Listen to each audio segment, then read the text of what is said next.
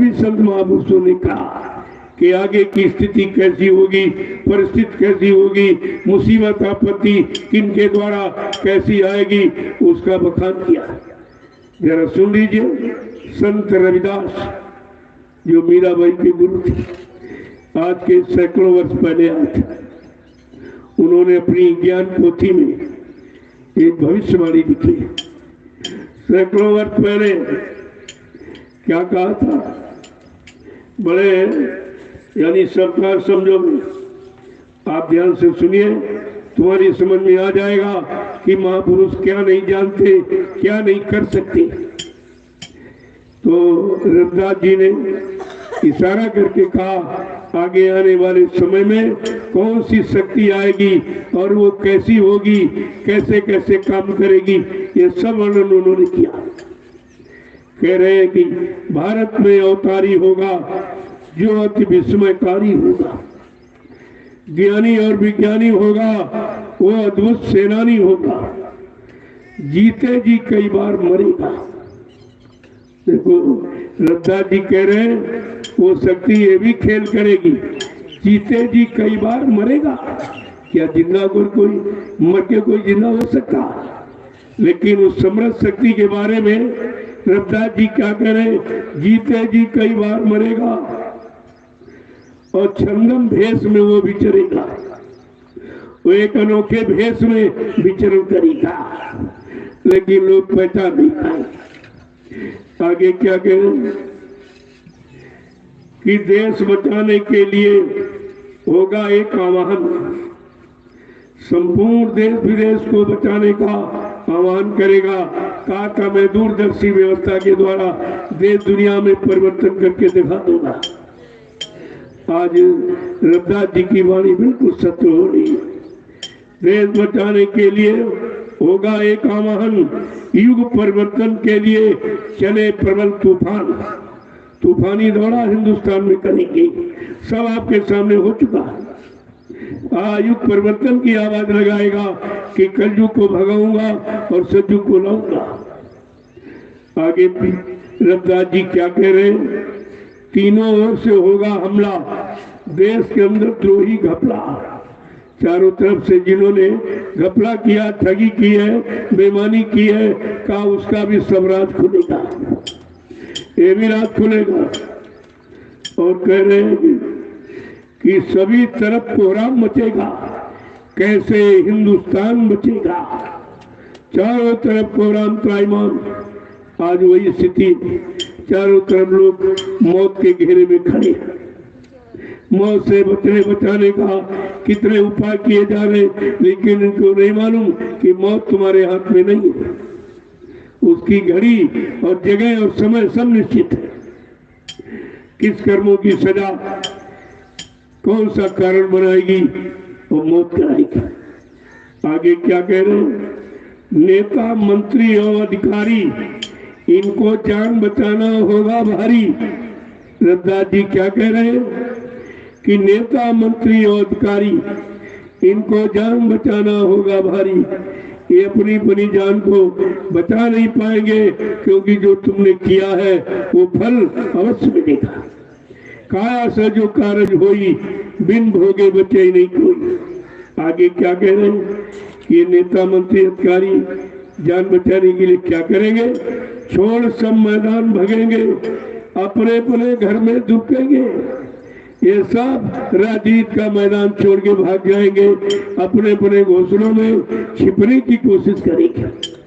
लेकिन महापुरुष क्या करेगा?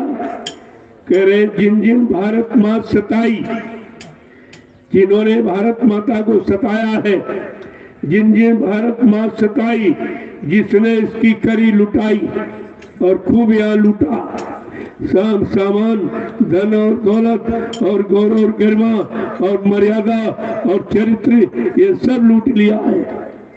उनके लिए क्या कह रहे हैं कि जिन जिन भारत मात सताई, जिसने इनकी करी लुटाई, वो महापुरुष क्या करेगा? ढूंढ ढूंढ कर बदला लेगा, सब हिसाब चुकता कर देगा। वो ढूंढ ढूंढ करके तुम कहीं छिप नहीं सकते हो, क्योंकि उत्तरकालदर्शी है, वो सब कुछ देखते हैं। कहाँ तुम छिपने जा रहे हो वो जगह भी जानते, कहाँ ढूंढ ढूंढ कर बदला लेगा, सब हिसाब चुकता कर देगा। आगे क्या कह रहे, चीन अरब की धुरी बनेगी। देखिए आज चीन से ही वायरस निकला और रविदास जी सैकड़ों वर्ष पहले बता रहे कि चीन अरब ये धुरी बनेगी, विध्वंसक ताकत उभरेगी, विध्वंस करने वाली, विनाश करने वाली, दुख देने वाली, मौत के करीब ले जाने वाली ये स्थिति ये चीन अरब से पैदा हो जाएगी। कितनी बड़ी जानकारी महापुरुषों जो सैकड़ों वर्ष पहले बता रहे हैं। आगे क्या कह रहे हैं, सभी तरफ संगीन लड़ाई, घाटे में होंगे ईसाई। ईसाई माने मुसलमान, एक घाटे में चला जाए। देखो कहते मुसलमान आपस में लड़ेंगे, अपनी हानि आप करेंगे। क्या ऐसी स्थिति बन जाएगी? और इटली में कोहराम मचेगा। इसके बाद इटली नस्तानाबूद हो गया, वहां भी एक प्राकृतिक प्रकोप पहुंच गया और वो ऐसा कह रहे हैं जैसे आंख से देख रहे। सत्य बात है, वो दिव्य दृष्टि थे, अपनी दिव्य दृष्टि से भूत भविष्य वर्तमान सब देख लेते एक ही जगह बैठकर, तभी तो परिणाम घोषित करते। इटली में कोहराम मचेगा, लंदन सागर में डूबेगा। आगे क्या कहना, युद्ध तीसरा अति प्रलयकारी, जो होगा भारी संहारी। का जो तृतीय युद्ध होगा बड़ा ही विध्वंसकारी होगा, बड़ा जानलेवा खून खराबा करने वाला होगा। आगे क्या कह रहे हैं, भारत होगा विश्व विजेता, भारत होगा विश्व का नेता। लेकिन भारत धार्मिक देश है, ऋषि मुनि महात्माओं ये भूमि है, ये कृष्ण और राम की धर्म कर्म भूमि और संत महापुरुषों की योग भूमि है। कहता ये भारत विश्व का अगुआ बनेगा। सारी सलाह विश्व के लोग भारत से लेंगे। विश्व गुरु हो भारत देश, ये भारत देश विश्व का गुरु बनेगा और सब लोग अध्यात्म की शिक्षा भारत देश में लेंगे। और अध्यात्म कहीं नहीं, सब जगह भौतिक सुख, भौतिक सुख। आगे क्या कह रहे हैं कि दुनिया का कार्यालय होगा, भारत में न्यायालय होगा, न्यायपालिका। जो आज भारत अमेरिका में है वो भारत में आएगी। सारे देश विश्व के सब भारत से न्याय पाएंगे। भारत सबको न्याय देगा तो क्या भारत देगा? अरे भारत का वो अद्वितीय विलक्षण दिव्य महापुरुष ये सब काम करेगा। आगे क्या कह रहे हैं कि तब सतयुग दर्शन आएगा। जब यह स्थिति बनेगी, भारत विश्व का अगुआ बनेगा, भारत सलाहकार बनेगा, न्यायपालिका भारत में होगी, सब लोग न्याय देने भारत आएंगे। तब क्या कह रहे हैं, और पूरे विश्व का कार्यालय भारत में बनेगा। और कहते हैं तब सतयुग दर्शन आएगा। तब सतयुग का दर्शन उन जीवों को मिलेगा जो उस समय तक जीते रहेंगे। आगे क्या कह रहे हैं, संत राज सुख वर्ष आएगा। तब हिंदुस्तान में संतों का राज होगा। जब संत राज करेंगे तब सच्चिदानंद मिलेगा, सही सच्चा सुख यानी न्याय सुरक्षा रोजी रोटी महंगाई गरीबी ये सब दूर होगी और सही दिशा सबको मिलेगी। सबको घर परिवार में रहने की सुख शांति मिलेगी और सब बैठकर भगवान का भजन करेंगे। आगे कह रहे हैं संत राज वही है भारत में, अब बचाए बची है ना। बाबा जय गुरुदेव की वाणी तब दिखाई पड़ी है ना। ऐसा नहीं कहते तुमको देखने को मिलेगा। ये भाषण स्पीच रविदास जी ने नहीं किया, आगे आने वाले समय की जानकारी दी है। कहा कि 100 वर्ष लग सतयुग लागे, तब ये हजारों वर्ष तक सतयुग रहेगा। इसी भारत भूमि पर हजारों वर्ष के लिए सतयुग रहेगा। और क्या कह रहे हैं आगे कि विश्व गुरु बन भारत जागे, सहस्र वर्ष लग सतयुग लागे और विश्व गुरु बन भारत जागे। तब भारत विश्व का अगुवा होगा। ये जागरण, ये जानकारी सबको दे दी जाएगी, सब जान जाएगी। लोगों कितनी बड़ी भविष्यवाणी, इनको कौन समझ पाएगा। आए थे मनुष्य शरीर में, लेकिन दिव्य दृष्टि से अपनी जीवात्मा के तीसरी आंख, तीसरे कान को जगा चुके थे। उसी से देखकर ये सब आगे आने वाले भयानक और दुर्दशा देने वाले समय की जानकारी दी है। और क्या कहा, सब सुन लीजिए आप। संत कोई बात को छोड़ दे, बिल्कुल सत्य का पर्दाफाश कर देते। आगे क्या कह रहे हैं, एक बार रविदास ज्ञानी कहने लगे, सुनो अटल प्राणी, ऐसे आत्मज्ञानी भूमंडल पर कभी नहीं आए, केवल कलयुग में आए और पूरा भेद खोल के रख दिया। कहते एक बार रविदास जी अपनी कुछ अटल, जो अटल नहीं सकती, जो नष्ट नहीं हो सकती, झूठ नहीं हो सकती, ऐसी वाणी का बखान कर रहे हैं। क्या कह रहे हैं कि कलयुग बात साचा सोई, बीते सहस 5-10 दोई। देखो कितना स्पष्ट है, यानी 10, 5 यानी 15, तो 2015 से लागू होगा और 18 में लीला हो जाएगी। लीला हो जाएगी, खेल करने की शुरुआत लीला ही होती है।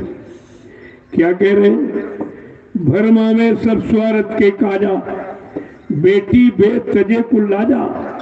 समाज, परिवार और इंसानों की ऐसी मानसिकता खराब हो जाएगी कि सब स्वार्थ के कारण अपनी बेटी को भी आदान प्रदान पैसे से कर दें, यानी बेचने लगेंगे।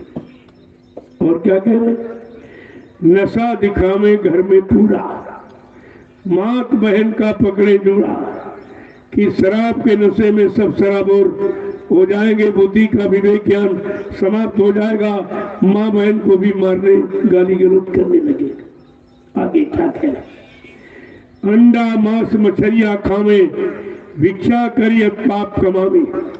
कहा जो भिक्षा लोगों से लेते हैं या जो तुम दान देते हो, वो भिक्षा का तुम्हारे दुरुपयोग करेंगे। तुम्हारी भिक्षा, तुम्हारा दान लेकर वो भजन नहीं करेंगे, वो अंडा मांस मछलियां खाएंगे, जिससे तुमको भी सहयोगी बनाएंगे। अगर आप धन न दें तो अंडा मांस कैसे खाएगा। तो खिलाने का आधार, माध्यम तुमने बनाया है, अपना पैसा लिया जा, वो परिणाम तुमको भी भोगना पड़ेगा।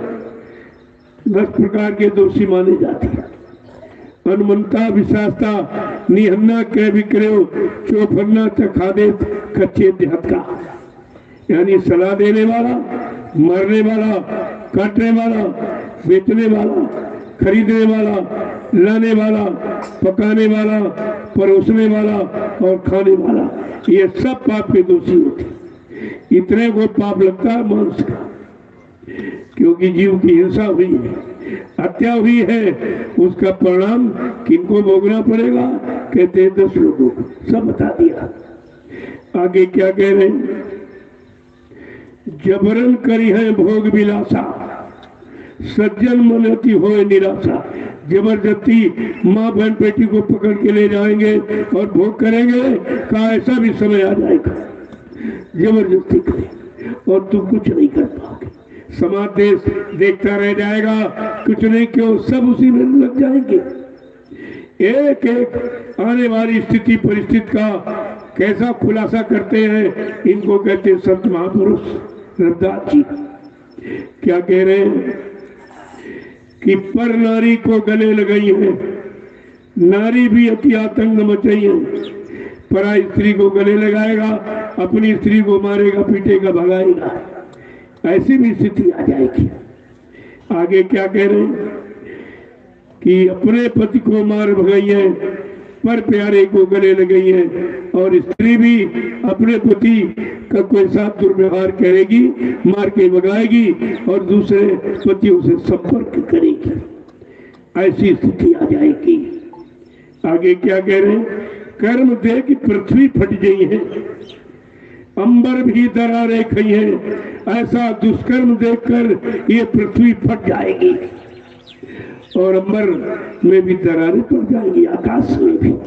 वो भी नहीं देखकर खुश है, उनको भी दुख हो रहा। धरती माँ भी रो रही कि हमारे पर कितना जघन्य अपराध हो रहा है। जिन जीवों को मैंने अपनी गोदी में पाला, आज उन जीवों को निर्दोष बेगुनाह मारा काटा सताया जा रहा, और ये नारी को विचार के चक्र में फंसा जा रहा। अभी पिछले इतिहास को भूल गए। एक नारी सीता का अपहरण पर कितने करोड़ मारे गए लंका में। एक नारी द्रौपदी को बड़ी सभा में नंगा किया जाने का प्रयास कितना बड़ा, यानी खून खराबा हुआ, अरबों खरबों महाभारत में मार दिए गए। ये नारी अपमान की सजा। आज तो सब खुलेआम हो रहा, खुलेआम अपहरण हो रहा, खुलेआम मतलब यानी नंगा किया जा रहा। कोई कहने वाला, कोई सुनने वाला, कोई देखने वाला, कोई मदद करने वाला है ही नहीं। ये अपराध सब राजा को लगेगा। क्यों? जा सुराज प्री प्रजा दुखारी, स्वर्ण पवस नरक अधिकारी। रामचरितमानस क्या कह रही? जिसके राज्य में प्रजा दुखी है वो राजा नरक में जाएगा। एक दुख नहीं, करोड़ों दुख। जिन दुखों का बयान नहीं किया जाता, इससे गंदे से गंदे भयानक विभत्स यानी ये सब किया जा रहा। आगे समझा के क्या कह रहे हैं, एक एक शब्द को देखिए। कर्म देख पृथ्वी फट गई है, ऐसा ये जघन्य अपराध न किस कर्म, खून खराबा और चरित्र का अपमान, चरित्र को लुटना देखकर ये भारत पर रो पड़ी है, रो पड़ी। कोई आंसू बहाने वाला, पोंछने वाला नहीं है। आगे क्या कह रहे हैं, अति भीषण क्रांति की ज्वाला, तामे कूद पड़े मत वाला। ऐसी भीषण यानी क्रांति को देख करके ऐसी बढ़ती हुई ज्वाला में वो महापुरुष अपनी वैचारिक क्रांति का बील बजाता हुआ कूद पड़ेगा। और क्या है, क्या करेगा? धरे भेष साधु का न्यारा, गुरु नाम का करे प्रचारा। वो अनोखा अनोखा भेष साधु का धारण करेगा। सब एक बात खोल के कहते, और वो गुरु नाम का प्रचार करे, और अपने नाम का नहीं, अपनी जाति का नहीं, अपने मुकाम का नहीं, वो गुरु के नाम का प्रचार करेगा और अनोखे भेष में। आगे क्या कह रहे, जब देश आजाद हो गई है, एक बार वो शक्ति जाके छिप गई है। आजादी के बाद वो शक्ति जाकर के एक बार अदृश्य हो जाएगी, अंतर्ध्यान हो जाएगी, मर नहीं जाएगी, अंतर्ध्यान हो जाएगी। तुम बात शब्द को समझते नहीं हो। आगे कह रहे वो कैसे कैसे काम कराएगा, कैसे आदेश देगा। यानी संत रविदास जी खोल के कह रहे वो टाट बक्कल का वस्त्र पहने है, ये भी काम करेगा।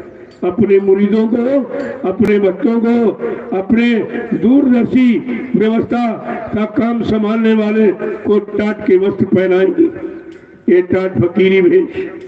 बलकल टाट का वस्त्र पहने है, साधन भजन सबसे करवाई है। वो साधन भजन भी कराएंगे। दोनों काम, इधर यानी अध्यात्म का और भौतिक का, और देश का और सत्य देश का, यानी दोनों का काम कराएंगे। आगे क्या कह रहे हैं, ऐसा मंदिर एक बनवाई है जो भूमंडल पर कहीं न दिख रही। वो मथुरा बराबर प्रमाण दे रहा है रविदास जी की वाणी का। कहा था बच्चा, ये मथुरा का वो मंदिर है जो विश्व में कहीं नहीं, क्योंकि कोई मंदिर से ये नहीं लाभ दिला सकता कि तुम मंदिर का दर्शन करो, तुम्हारी एक मनोकामना पूरी करती जाए। ये कोई वादा नहीं कर रहा। कोई भी मंदिर हिंदुस्तान में जितने बने हैं, लेकिन ये वादा मंदिर से कोई नहीं करा सकता। अरे जो जड़ से काम करा सकता, चेतन से काम नहीं कराएगा। जड़ के लिए कह रहा इस मंदिर का दर्शन करो, तुम्हारी एक मनोकामना पूरी हो। कब? जब वहां जाता जागता देवता बैठा, जीता जागता देवता बैठा, बरकत बांट रहा है, लूट लो बरकत लूट लो। इस शब्द को अभी तक लोग नहीं समझ पाए। अरे कोई बैठा होगा तो आपको बरकत देगा। और इन्होंने क्या प्रचार किया, वो जीता जागता देवता मर गया तो मथुरा में मंदिर से बरकत कौन बांटेगा? क्या मंदिर बांटेगा? मंदिर नहीं था। इस मंदिर को पाक साफ शुद्ध करने के लिए जड़ मंदिर को बनाया गया। जैसे कांटा कांटे से निकलता, पैर में कांटा चुभ जाए और उससे बड़ा कांटा जब लोग तब निकाल पाओगे। इसलिए इस जड़ से निकालने के लिए सम्राट दाता सदगुरुदयाल बाबा जय गुरुदेव जी महाराज ने एक बड़ा कांटा मथुरा में तैयार कर दिया कि जितने पत्थर की तरफ जाने वाले, पत्थर में भगवान की आस्था रखने वाले, वो इधर आवे।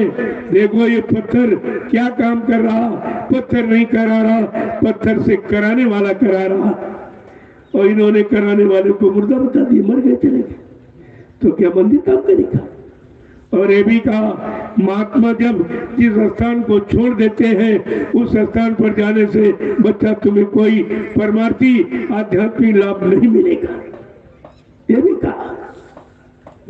आगे क्या कह रहे हैं कि ऐसा मंदिर एक बनवाई है जो भूमंडल पर कहीं न दिखाई है। पंचम कलश, अनोखी मूरत, झंडा श्वेत, सुरुली सूरत का सफेद झंडा, यानी पाक साफ निर्मल। इस झंडे में कोई दाग नहीं है, ये लाल पीला काला नहीं है। श्वेत ध्वजा फहरावे और सबको मुक्ति द्वार दिखावे। कितनी बड़ी बात है। कहा कि गुरु नाम से सब जग जाने, उनको पहचान गुरु नाम से होगी, सब उनको गुरु मान लेंगे। ऐसा वो अपने को गुरु नहीं कहते, लेकिन जिनको दिखाई देता है, जिनको सुनाई देता है, कुछ लाभ और दया मिलती है, वो तो अपनी आस्था के अनुसार मान लेंगे। क्या तुम किसी की आस्था हटा सकते हो? लोग पत्थर में आस्था बनाए भगवान की, क्या उनकी आस्था मिटा सकते? आस्था कभी मिटाई नहीं जाती। आस्था ही रास्ता दिखाती है, लेकिन अगर जड़ में आस्था रखोगे तो जड़ में फंस के रह जाओगे, और आस्था अगर चेतन में हो जाए तो जाके अपने घर चले जाओगे।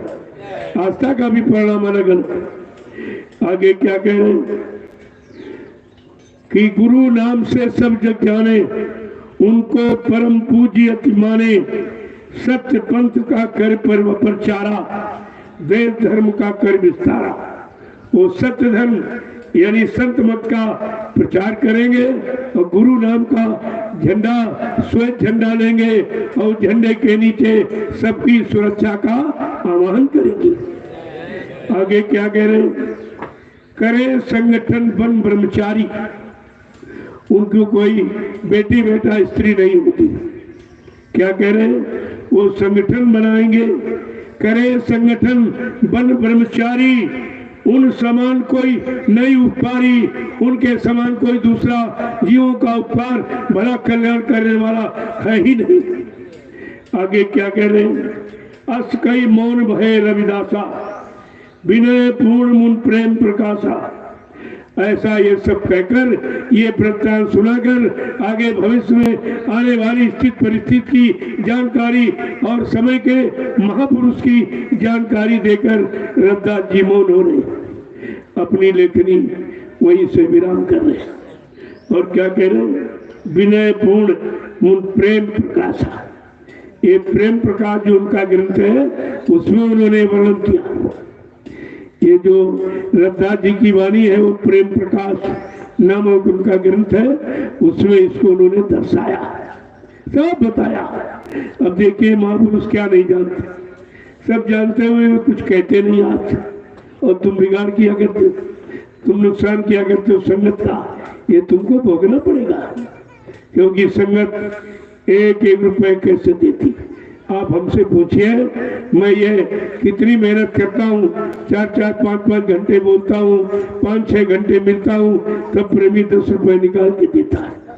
कितनी मेहनत की कमाई, और तुम इसे ऐसे बर्बाद करते। अरे तुम्हें अधिकार दे दिया गया, इसका मतलब बर्बाद करने का अधिकार कि बनाने का अधिकार? ये भी नहीं समझते। कहते हमको हो गया आदेश, हम जो इच्छा है वो करेंगे, ये आदेश आपको मिला। तो जो तुमने नुकसान किया है उसका खामियाजा आपको भोगना पड़ेगा। एक एक वस्तु को ये समझ कर प्रयोग करो मेरी है और ये खराब ना होने पावे, नहीं हम सबको इसकी सजा मिलेगी।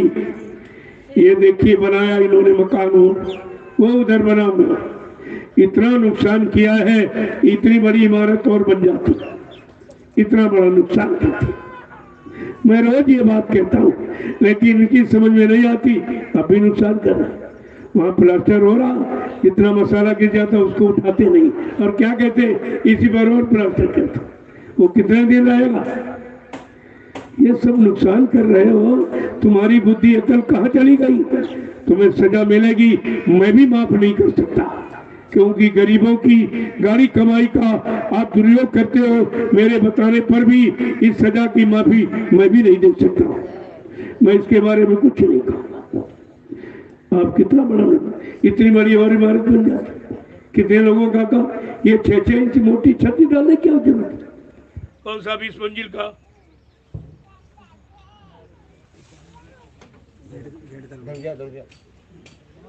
एक आदमी कोई बैठना चाहिए।